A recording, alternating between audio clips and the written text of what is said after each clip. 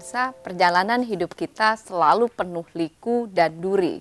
Tapi ada juga yang menyatakan semuanya baik-baik saja. Tapi bagi seorang Ardina Khaidir, benar-benar adalah sebuah turning point. Terlebih lagi ketika kemudian beralih dalam perjalanan itu dari seorang Katolik menjadi seorang Muslim.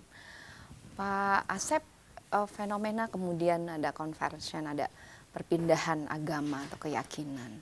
Sebetulnya kalau misalnya dari pengalaman Pak Asep, apa sebetulnya yang secara umum, proses apa yang kemudian terjadi pada orang-orang? Hemat saya yang paling pokok adalah bagaimana orang berpikir secara jujur, lalu kemudian mengikuti akal budi dan nurani. Ketika orang itu mengikuti suara hatinya, lalu kemudian melakukan pencarian,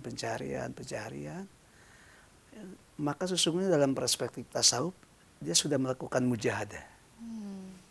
Jihad untuk menemukan. Saat orang itu sungguh-sungguh menggunakan nalar, menggunakan hati, maka Allah akan membimbing.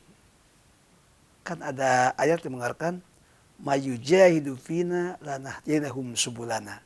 Siapa yang sungguh-sungguh mencari jalan tadi dan berusaha dengan hati, dengan cinta, dengan hati itu, dengan mengikuti suara nuraninya dan akal budinya, lalu dilakukan pencarian itu secara objektif, maka ada secerah cahaya yang akan membimbingnya. Cahaya itu adalah nurullah. Nah, itu adalah cahaya ilahi. Cahaya Allah. Mbak Dina, cahaya ilahi kapan dia terlihat bagi Anda? Suara nurani itu begitu keras sehingga kemudian mengangkat seorang Ardina Khaidir dan masuk ke dalam pelukan Islam. Tapi sebelum saya tanya ke sana, saya mau tanya dulu, apakah perpindahan ini adalah sesuatu yang mudah bagi Anda? Saya akan menjawab seperti seorang sufi, iya dan tidak. Ada beberapa hal yang memang sulit dihadapi, tapi ada juga yang mudah, yang sangat-sangat mudah. Dan saya merasa bahwa Ibn Arabi itu mengatakan bahwa there's difficulty in ease. Jadi ada kesulitan di dalam kemudahan dan juga ada kemudahan di dalam kesulitan. Ya. Jadi tinggal kita mau mandangnya seperti apa gitu. Tapi perjalanan saya waktu kecil, jadi gini, cara melihat ini saya kasih satu scene atau gambaran di mana saya melihat ayah saya, orang tua saya akhirnya cerai. Kita pulang dari Amerika itu mereka cerai, dan sesuai dengan syariat yang berlaku di Katolik memang nggak boleh cerai. Tidak boleh bercerai. Ya, hanya cerai itu berlaku bila ada salah satu kematian yang hanya bisa menentukan cerai. Nah, dengan itu begitu kerasnya atau begitu strongnya fitrah mereka untuk beragama, mereka merasa tidak punya pegangan berdua itu, walaupun mereka saling berantem ya, tapi pada dasarnya mereka ada kegelisahan itu bahwa harus punya bentuk, harus punya form agama, harus dan ada itu berdasarkan pada satu dalil agama tertentu. Betul, dan itu ditanamkan di dalam diri saya bahwa kamu harus hidup beragama.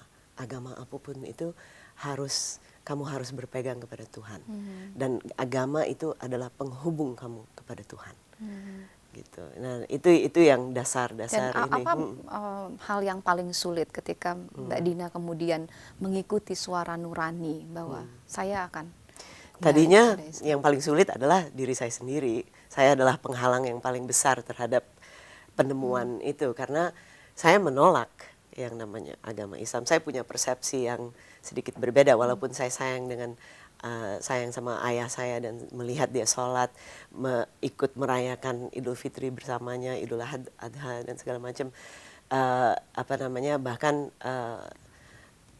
mendengarkan lah kira-kira ajaran-ajaran dia. Dan begitu ibu saya juga gitu ajaran-ajarannya.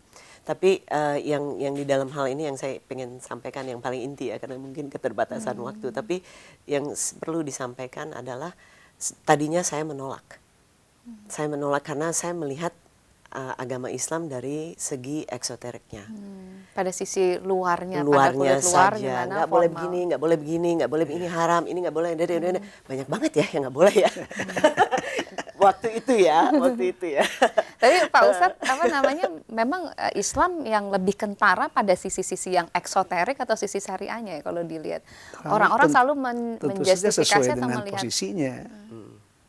Seperti buah kelapa, jarang orang langsung menemukan minyak. Yang pertama terlihat kan, coba berapa tahap sampai seseorang menemukan minyak. Esensi tasawuf itu pada minyak. Sementara yang terlihat kelapa itu, yang terluar ada kulit luar, ada sabut, ada batoknya, ada daging-daging. Baru esensinya pada. Dan itu harus diambil dulu, kemudian Betul, karena dikupas, itu harus tentu saja. diparut dulu ya. Tentu Bagus sekali saja ya. yang Dimasak dulu. Iya. Bagus sekali itu. Tentu saja yang paling mudah dan terlihat aspek luar. Nah, kadang-kadang aspek luar itu bertentangan dengan nurani, bertentangan dengan hati. Dengan logika ya. Betul. Kita ambil contoh saja, misalnya contoh yang sederhana. Ada dua pilihan ketika berada di depan Ka'bah. Satu, menahan diri untuk tidak menginjak kaki orang. Kedua, biarkan saja orang diinjak, Injak-injak, yang penting saya bisa menyium Hajar Aswad. Nah, ternyata yang banyak lah yang injak kaki orang, yang berdesak-desak dan Diseruduk mencium Hajar malah Aswad. orang ya. Iya. Kalau Ditarik. begitu, kehilangan sisi akhlak. Hanya mengejar mencium Hajar Aswad. Padahal mencium Hajar Aswad itu hanya sunat saja. Hanya sunnah ya. Tapi menginjak kaki menyakiti orang kan perbuatan yang terlarang. Dan itu dosa. Berdesak-desakan. Apalagi kalau perbuatan yang diinjak kakinya banyak. Itu. Jadi Apalagi banyak. terakhir bisa nyogok untuk bisa cium Hajar Aswad. Oh itu ya, itu saya baru dengar tuh Bang. Oh ada. Ada. Iya Pak Birsa, tapi ini menarik sekali dan kita akan tunggu bagaimana kemudian suara nurani ini kemudian terdengar sangat keras di dalam hati seorang Ardina Haidir, kemudian mengakhiri pergulatannya tadi dan kemudian menghantarnya pada gerbang Islam. Tetaplah bersama kami, kita akan kembali sesudah yang satu ini.